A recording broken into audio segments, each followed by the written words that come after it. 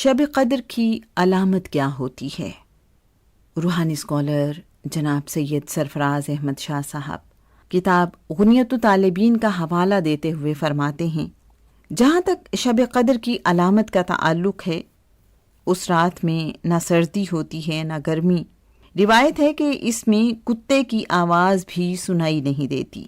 اس رات کی صبح کو جب آفتاب طلوع ہوتا ہے تو یوں لگتا ہے گویا اس میں ذرا سیاہی نہ ہو، وہ تشت دکھائی دیتا ہے۔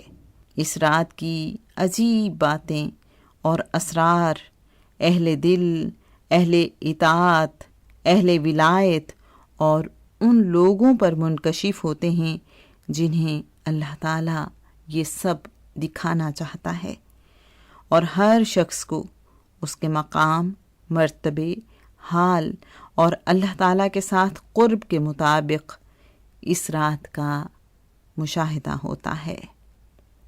حوالہ کتاب کہف فقیر، پیج نمبر 98۔